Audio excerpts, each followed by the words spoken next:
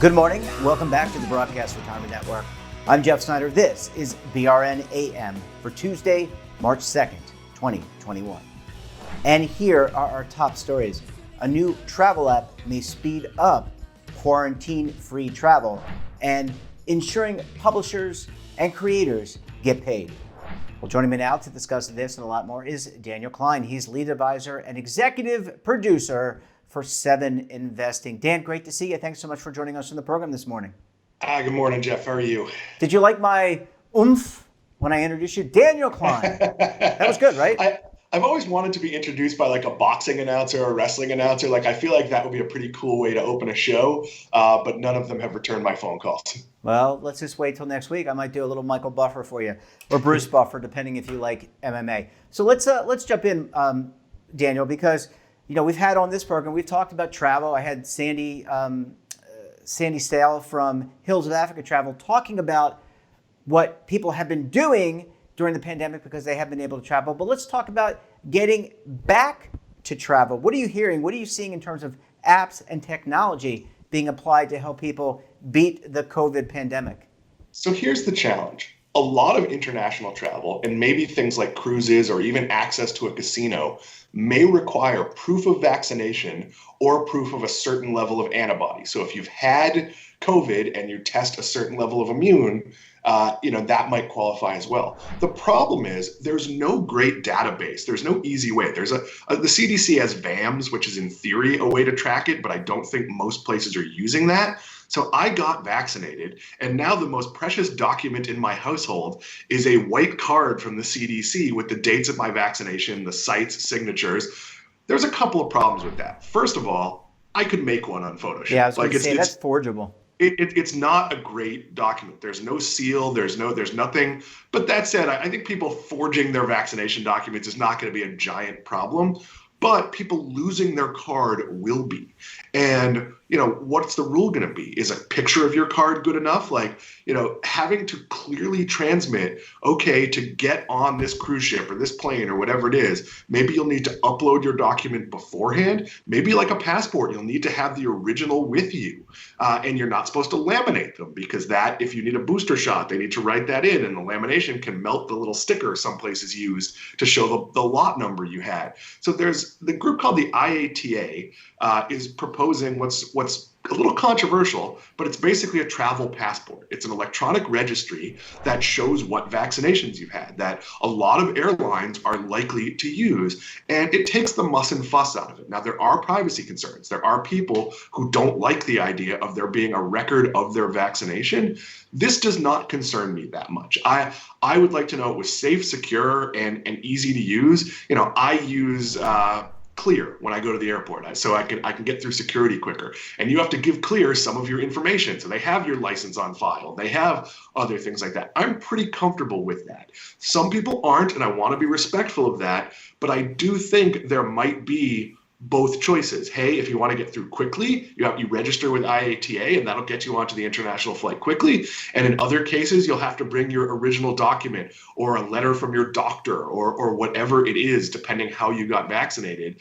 But I know I spend a lot of time worrying about losing my passport. There's always that debate when you're on a cruise ship where you need your passport to go home. Do I put it in the safe in my room, knowing there's a possibility I'm going to forget it, or do I just leave it in my backpack, which is going to be put in the closet for the duration, but which in theory leaves you vulnerable to theft, though it's not something I particularly worry about. So it's something you need to be really thoughtful on.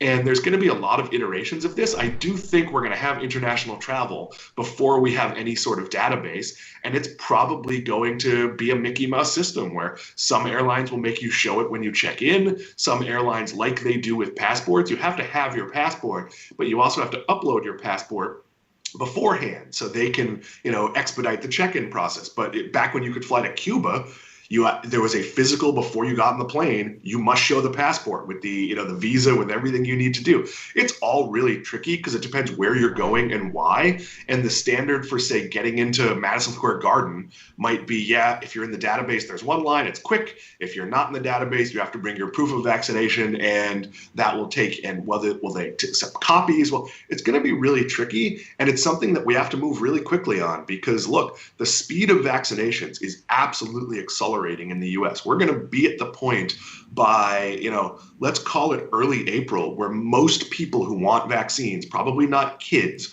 but most adults who want vaccines will at least be able to get an appointment. Doesn't mean that appointment's going to be April 1st. But Connecticut has already said 45, and over as of March 22nd. That's a rapid acceleration with states who are mostly doing 65 or 70 plus, along with some special categories. So these are problems we're going to need to solve. And I'm always a fan, Jeff, of technology to the rescue. Well, I think you're right. I think it's. I like technology. I think you have to balance it against the privacy. So certainly we're going to have to work through that, talk through that. Dan, what about? So what you brought up is state-to-state issues. So say I'm in North Carolina, I'm in Charlotte, and I want to come to Florida, and I haven't yet been vaccinated. That's going to be an issue. That could be an issue if I arrive in your hometown. I guess there's a Palm Beach airport or West Palm. There is. There's a West Palm airport. So here's the thing. It's Florida. So, Jeff, you could come in dressed as COVID, and it wouldn't be a problem. But what about some of those countries? And this is those countries that that do not yet have the vaccine, or you want to go to. I mentioned Sandy Sale from Hills of Africa. I want to go to Africa on safari. How do I do that? But then be able to come back. I think, like you're saying, that's going to be a real issue because you don't know if I'm going to be exposed to COVID on my safari, or visiting different parts of Kenya or whatever. So I think this is there's a health piece of this, but there's also the data piece to this as well. Yeah, and so the CDC has issued some guidelines for vaccinated people. And the first one they came out with, and I expect further guidelines in the next few days. The first thing they came out and said, if you have the full vaccine, meaning you've had both doses, and in the case of I had the Pfizer vaccine, you're not fully awake because you're never fully protected, but you don't have your most amount of protection until 2 weeks after your second shot. It builds up in your body. So if you've had that full regimen, you no longer have to quarantine if you've come in contact with someone that has been exposed to COVID-19. So probably if you have proof of vaccination, you'll be able to come back into the country, but it's a little more tricky than that. Do you live with someone who isn't vaccinated? Do you see people who aren't vaccinated? What they haven't come out and said yet is whether they believe people who are vaccinated can pass it on to people who aren't. All the science I've seen suggests that it's a much lower risk based on where the virus lives and how, but that's something that I do expect to see more specific medical guidance on. And I think that's going to inform a lot of different types of, whether it's international travel or even state-to-state travel, what different airlines require. Because look, I view the vaccine right now as making it safer for me to go visit vaccinated relatives. I have a lot of senior relatives here that could use some help. And in another week from today, when I am fully protected as you can be, I will see them and we'll be in their homes and maybe 6 feet still, but not a mask. And that's considered safe behavior. Dr. Fauci says that's okay. So as the guidelines change and as they learn more, because there's all sorts of studies going on about this. The original studies were simply based on getting a working vaccine. But when you enroll in those studies, they don't stop studying you once they prove there's a vaccine. Most of those are 2-year studies where they keep taking virus levels and blood tests and who knows what to test other things, to learn other things. So we're going to learn, okay, 70% of the population is vaccinated. Does that mean we can do everything? Or does that mean in tight enclosed spaces like a grocery store, we still need to wear a mask because some of that 30% that didn't get vaccinated can't get vaccinated. They're not making a political statement. They're not, they have something, my cousin who has leukemia did get vaccinated, but it required like his doctor consulting people around the world to figure out, because they didn't test for things like that. So it's going to be, even when we get back to normal, and I really think we'll be close to normal by the summer, even that isn't going to be the normal you remember. It still might be wearing your mask in public places as a courtesy. And I got to be honest, Jeff, I don't mind the mask. Like when I was in the Carolinas and it was cold out, I found it a little bit harder because I wasn't used to it to walk with the mask on when we were doing strenuous like exercise level walks. But in normal day-to-day life, I have times I forget I have the mask on. Like it just doesn't bother me anymore. It doesn't bother me unless I'm trying to eat or drink. Well, Dan, I want to take a quick break. And when we come back, we'll talk to Dan about big tech and newspapers. A bit of a conflict now about the fees associated with content. You're going to want to stay tuned right here on BRN AM.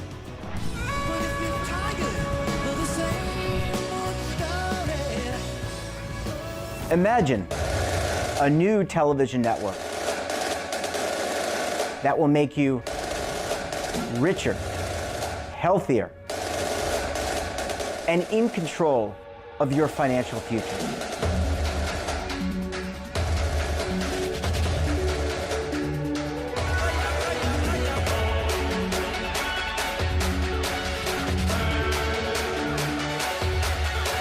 This network is for the policewoman in Nashville, Tennessee, the baker in Dubuque, Iowa, the teacher in Lexington, Kentucky. We want to make the idea of savings and retirement culturally relevant. But what do you see as a defining issue of the midterms, especially for the smaller businesses? I mean, they are the lifeblood of the American economy.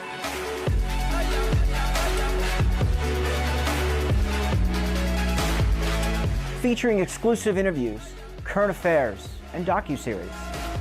33 years old, you retired early. The philosophy is money only matters if it helps you live a life that you love. But you got to start thinking about retirement as soon as you get in. The Broadcast Retirement Network will drive very high engagement with premium partnerships. So this isn't retirement and savings for your parents or grandparents. This is for all Americans. And we're going to change the way you think about money.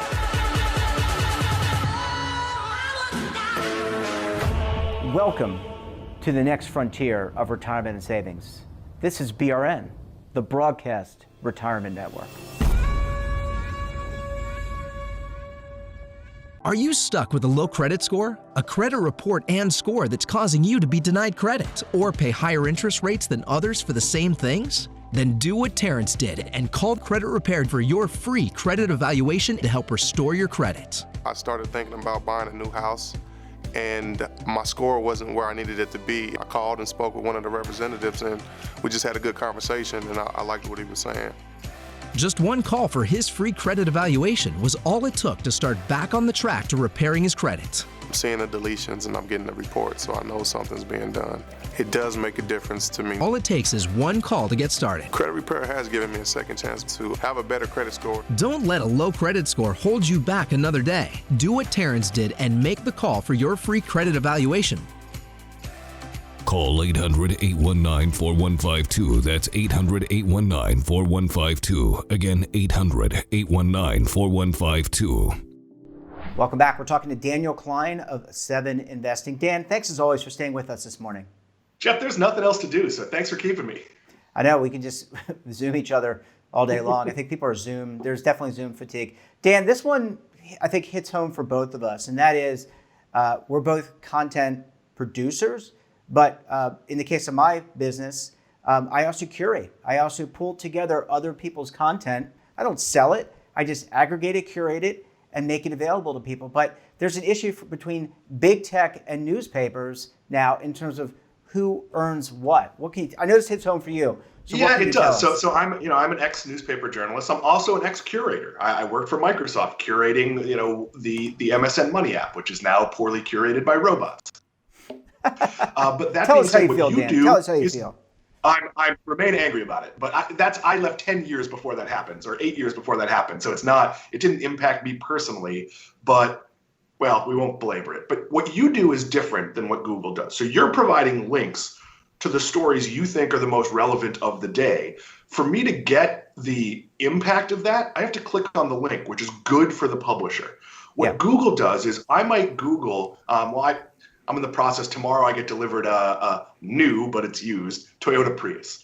And I was Googling some of the features on my new Prius, and it brought up articles from, let's call them journalism sources, various auto magazines, where the Google snippet, the little bit there, gave me my answer. Now, I personally feel obligated to click through to the page, to let any ads pop up, whatever it is, because that's what pays for that thing that just solved my problem. Google does not pay whoever created that a fraction of a cent or whatever it might be for answering their question. So they're stealing the content. Like, there's no other way to put it. They are using someone else's content. And the problem is Google and Facebook are so dominant that if you're a big paper, now, if you're the New York Times, the Washington Post, there's maybe 4 papers that are big enough that on a subscription basis, they don't need those payments. But if you're the LA Times or the Chicago Tribune, you're in real trouble. You can't go to Google and say, hey, 60% of our traffic comes from you, but we don't want you to use our content anymore because you're not paying us for it. So it's basically newspapers know this is killing them. And there are places that do it correctly. You're seeing other countries where in order to use that content, you have to make a deal to pay for it. And we're talking fractions of a fraction of a penny. Microsoft, which I just said something negative about Microsoft, let me say something positive. When we started the MSN app, we looked at all the content in the finance space, did reviews of it, and then went out and made licensing deals. So, a big player like a New York Times got, 7 figures, and we're only allowed to use, I think it was 4 stories a day. Somebody like a Bloomberg got hundreds of thousands of dollars, and maybe we could use 10 stories a day. Some very small but good players maybe got 80, 100, or whatever it was, but those were meaningful money because Microsoft was taking their content and displaying it. In some cases, they have deals where it's an ad split, where the person providing the content gets some of the revenue. Whatever the deals are, there is a payment arrangement. Google is sidestepping that. And I think it was fine when they were just providing links. I think the fact that they're now providing snippets that make you not go to the article, that's a problem. And I do think government is starting to take notice. And I think you might see more companies take the stand of, we don't want you using our content unless you pay us for it. I don't see a way local journalism is viable if it isn't paid for by the search engines and Facebook and places. Look, a local story will blow up on Facebook within that community, and most of the views of it will be not the story, but the discussion of it on Facebook. There needs to be some level of licensing that content. And these are companies that are making an enormous amount of profit on the very hard work of journalists who, in a lot of cases, I used to run the Bristol Press and the New Britain Herald. Those are journalists making sub 30 grand a year, with papers that are struggling in every way. And I'm not picking on those 2 papers. All small papers are struggling. So I think something has to change. And we're starting to see signs. We saw it in Australia where Google had to make a deal to pay for content. I think we're going to see this happen in more places around the world. And just maybe the U.S. I'm always hesitant of the U.S. government's ability to get involved in things like this because a bunch of men in their 70s are not the best arbiters of technology, but just maybe the industry will handle this. Yeah, well, look, I think people deserve to get paid for what they produce. That's number one. If you're a journalist writing a story, you're doing the research, you're editing, you're using your brain, you deserve to get paid for it. And look, people should not be pirating. I mean, when we create content on this show, we are citing sources and we're using footage that is licensed. I think there are a lot of people out there who go around and skirt the issue, but I skirt those issues and the importance of that. But I'm not here to lecture anyone, but that's the reality. Someone created that. They need to get paid for that. Dan, we've got about a minute left. Do you see in the short run things changing? Is Australia the harbinger of what we can expect here in the U.S., or is this, we're still focused on COVID pandemic, other things that the Congress doesn't really have time to focus? Because I'm thinking the Congress would probably be the one who'd have to regulate or legislate, not regulate. I don't think it's going to come from Congress. I think it's going to come from major content providers taking a unified stand. And right now with the pandemic, there's been a push to make things free for public good. So, some publications like, say, Stat, which is owned by the people who own the Boston Boston Globe, which is a very high-end journalism medical group. Content there that might be paywalled normally has been free because it's good to the public and there's a higher demand for it. I think you are going to see more companies just say no, like we don't want Google to access this. We're going to put everything behind paywalls, and then Google might come to them. Apple News has been really good at making deals for content, and I'm an Apple News subscriber, and most of the magazines I used to get hard copies of, I now get in Apple News. And honestly, have I had time or inclination to read a lot of magazines in the last 6 months? I haven't. But I like the idea that I'm spending whatever it is, $4.99 as part of my overall Apple, whatever it's called, Apple One, I think, subscription. And I know that that's going in microbits to Rolling Stone and Entertainment Weekly, which is not a weekly anymore, it's a monthly. To those journalists who are writing feature articles that take an enormous amount of research and work. Or look, I sat in those local newsrooms when you're covering a murder in New Britain, Connecticut. There's not a lot of resources available to you. You're pulling records yourself. You're going through court transcripts and all. This is grinding, difficult work. And it's work that needs to be done. What happens to your community when there's no one to hold the local government accountable? When there's no one who says like, they were supposed to vote on the new police cars and they snuck in an ice cream machine for the mayor's office. Like, that's small town politics, and there needs to be money to do that. Yeah, well, really interesting. It's again a tech issue, a morality issue, really, in my mind. And I'm glad we could cover it here and bring light to it. Dan Klein, always a pleasure chatting with you. Enjoy the rest of your week, my friend, and we'll talk to you soon again on the show. Thanks, Jeff. I'll see you next week. And that wraps up this episode of BRN AM. Have a topic of interest, someone you think we should talk to? Then drop us a line. And don't forget, for all the information in retirement markets, technology, personal finance, so much more, check out our daily newsletter, The Morning Pulse. So until tomorrow, I'm Jeff Snyder. Stay safe, keep on saving, and don't forget, roll with the changes.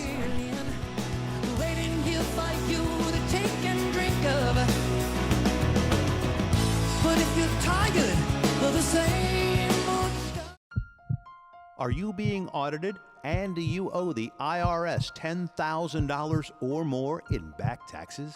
Is the IRS threatening to take more of your money? Don't fight the IRS alone. The Tax Doctor is here to help you negotiate your tax bill and reduce your stress. The IRS can freeze your assets and seize your bank accounts, but you can stop these IRS actions. The Tax Doctor will work with you using our years of experience to represent your case to help you get the best resolution under the IRS guidelines. Help is here to deal with the IRS to reduce your stress. We've handled thousands of cases, so we know what we're doing. If you owe $10,000 or more in back taxes, do not call the IRS alone. Call a Tax Doctor now for a tax emergency analysis. Call 800-224-6439.